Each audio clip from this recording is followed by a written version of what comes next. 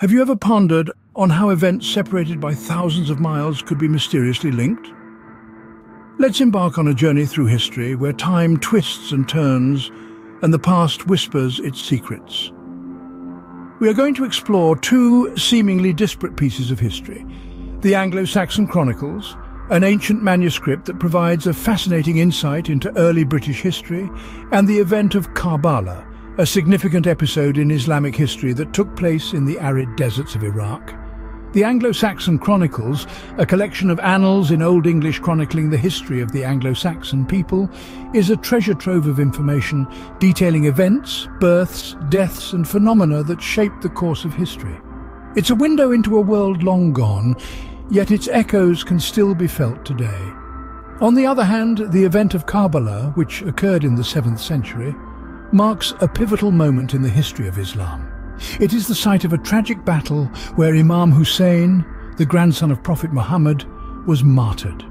This event is deeply ingrained in the collective memory of Muslims worldwide, commemorated annually in a day of mourning known as Ashura. What's intriguing is a peculiar phenomenon that occurred around the same time as the event of Karbala. A phenomenon recorded not in the Middle East, but thousands of miles away in the pages of the Anglo-Saxon Chronicles. So what could possibly link a chronicle from Britain to a tragic event in the deserts of Karbala? Let's unfold this fascinating tale. The Anglo-Saxon Chronicles, a collection of annals in Old English narrating the history of the Anglo-Saxons, carries a peculiar entry for the year 685 AD. Welcome to the world of the Anglo-Saxon Chronicles, a significant historical document that offers a window into the lives and times of the early English people. These chronicles, written in Old English, are essentially a set of annals that recount the history of the Anglo-Saxons. They are a patchwork of monastic records, royal lists and folk memories, woven together over centuries, offering a fascinating glimpse into a bygone era. But why, you might ask, are we delving into these ancient texts today? Well, there's one entry in particular that's caught our attention. It's an entry for the year 685 AD, and it's far from ordinary.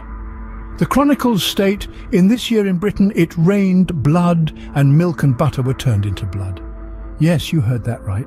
The chronicles record a day when blood fell from the skies instead of rain. It's a scene straight out of a horror movie, isn't it? But this isn't fiction. It's a historical account from over 1300 years ago, written by the people who witnessed it.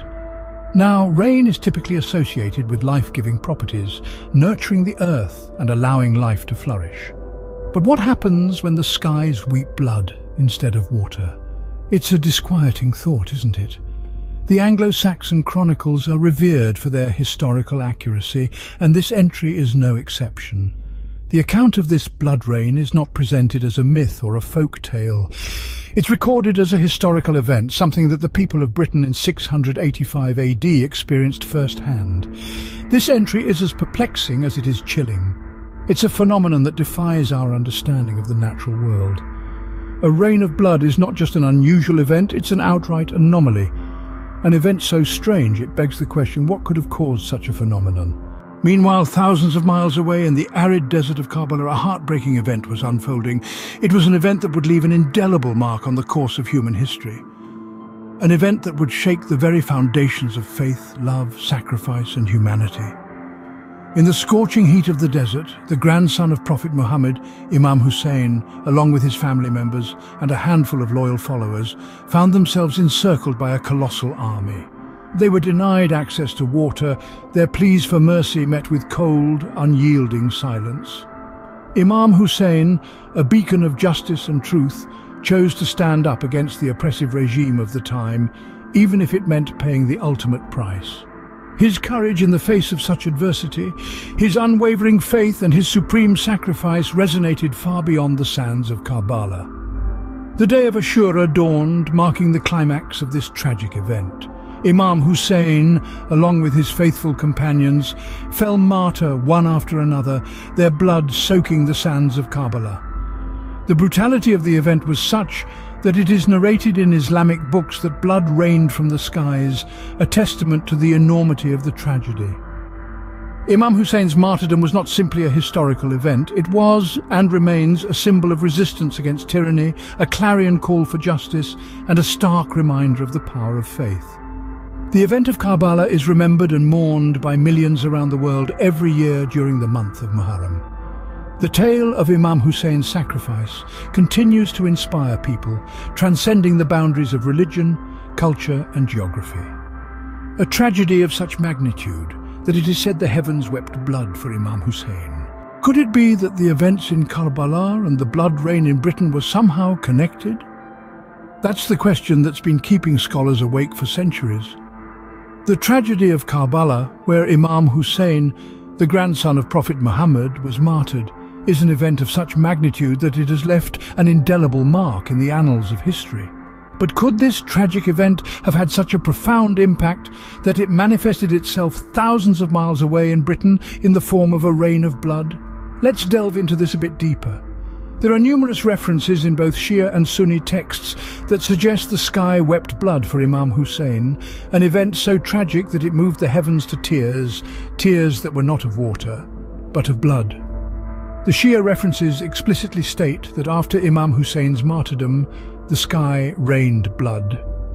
Sunni references, while not as direct, also allude to the same event. Both sets of texts, despite their differences, agree on one thing: the sky wept blood for Imam Hussain. Now let's take a step back and look at the AngloSaxon Chronicles. This historical record states that in the year 685 AD, the same year Imam Hussain was martyred, it rained blood in Britain. This is where it gets intriguing. Could it be that the blood rain in Britain was a sign, a divine manifestation of the tragedy that occurred in Karbala? Could it be that the heavens were so moved by the martyrdom of Imam Hussain that they wept blood, not just over Karbala, but over Britain too? These are questions that have baffled scholars and historians for centuries.